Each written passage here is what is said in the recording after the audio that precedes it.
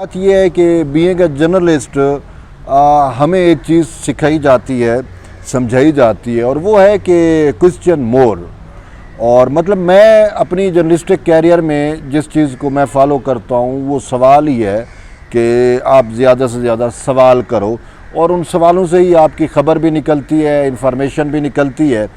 تو اب جو ہے منگل کا روز تھا اور وہاں پہ میٹنگ کا، آپ کو پتہ ہے ملاقات کا دن ہوتا ہے، بانی پی ٹی آئی سے ملاقات کے لیے لوگ آتے ہیں، اور خصوصاً اس میں ان کی سسٹر علیمہ خانم اور وہ باقی جو ان کی بہنیں ہیں، اب وہ ساری کی ساری آلموسٹ موجود ہوتی ہیں ہر ملاقات والے دن یا جس دن سماعت ہوتی ہے. تو اس میں میں نے جو سوال کیا وہ میرے ذہن میں ایک سوال تھا کافی عرصے سے. جیسا کہ آپ کو پتہ ہے آپ کے جو علیمہ خانم کی بیرون ملک جائیدادیں ہیں یہ کافی عرصے سے پبلک ہوئی ہیں. لندن کی بھی جائیدادیں ہوئی تھیں، برطانیہ کی بھی ہوئی تھی، امریکہ کی بھی جائیدادیں پبلک ہوئی ہیں، لیکن لوگوں کو نہیں پتہ تھا. تو میں آپ کو بتاؤں کہ ایک عمار سولنگی صاحب ہے، ان کا ایک سوشل میڈیا پہ خاص کر ایکس پہ انہوں نے کچھ شیئر کیے تھے، ڈیٹیل شیئر کی تھی، جس میں انہوں نے تصویر بھی لگائی تھی کہ یہ پراپرٹی جو ہے امریکہ کے اندر یہ علیمہ خانم نے 2004 میں $7,85,000 میں جو ہے وہ خریدی تھی، اور پھر اس پراپرٹی کو 2022 میں آلموسٹ اس نے $1.4 ملین میں بیچا. لیکن اس کے ساتھ ساتھ اصل چیز یہ تھی کہ 2004 میں کہاں سے علیمہ خانم کے پاس پیسے آئے اور کس طریقے سے انہوں نے وہ خریدی.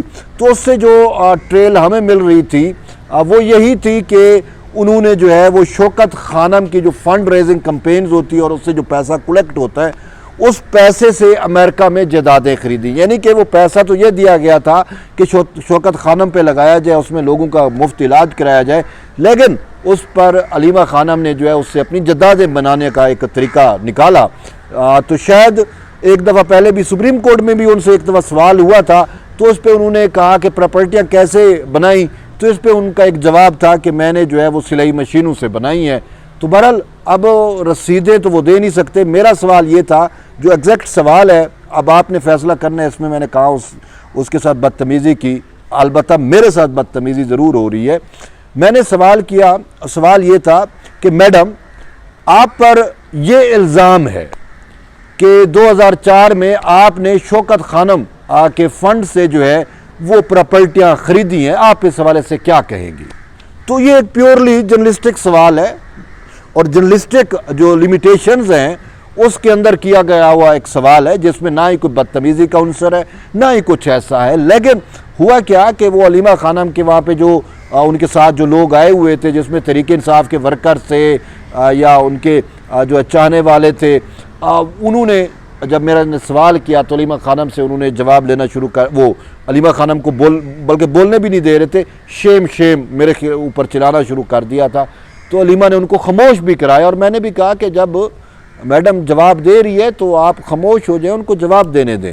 تو بہرحال اس سے کیا ہوا کہ میرے خلاف ایک باقاعدہ منظم پراپیگنڈا ایک مہم شروع ہو گئی، جس میں تحریک انصاف کے لیڈر سے لے کر ورکرز تک سب جو ہے وہ ابھی سوشل میڈیا پہ جو ہے وہ میرے خلاف جو ہے وہ پوری ایک ٹرولنگ کر رہی ہیں. تو میں یہ پوچھنا چاہ رہا ہوں کہ کیا سوال کرنا جرم ہے؟ کیا آزادی صحافت، تحریک انصاف تو یوں روزانہ جو ہے وہ ایک بیانیہ دے رہی ہے کہ جی پاکستان میں آزادی صحافت نہیں ہے، میڈیا کو کنٹرول کر دیا گیا ہے. تو بھئی یہ طیب بلوچ بھی تو عامل صحافی ہے نا، یہ آپ کا یوٹیوبر تو تھا نہیں، اور نہ ہی آپ کے گن گانے والا ہے. طیب ایک عامل صحافی ہے، اس نے ایک صحافی والا آپ سے سوال کیا تو آپ اس کو برداشت کرو. اس سے آپ کو کون سا آپ کا مطلب ہے وہ ہو گیا کہ میں نے کون سی بدتمیزی کر دی؟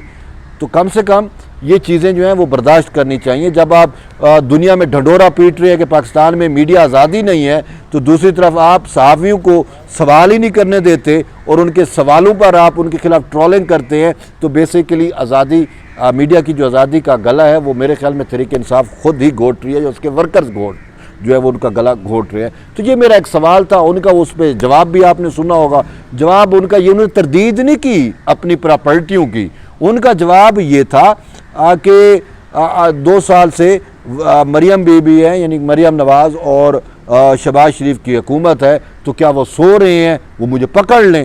یعنی کہ وہ دیدہ دلیری سے یہ بھی کہہ رہی ہیں کہ اگر اتنی جرأت ہے تو ہے پراپرٹی، اگر میری ہیں تو ہیں، ان کو کہو مجھے پکڑ لے۔ تو جواب سے تو میں یہی سمجھ رہا ہوں کہ ان کا یہ والا جواب تھا۔ تو بہرحال سوال کرنا میرا حق ہے، جواب دینا نہ دینا ان کا حق تھا۔ میرا اور علیمہ خانم کے درمیان نہ کوئی منہ ماری ہوئی، نہ کوئی تکرار ہوا، نہ کوئی بدتمیزی ہوئی۔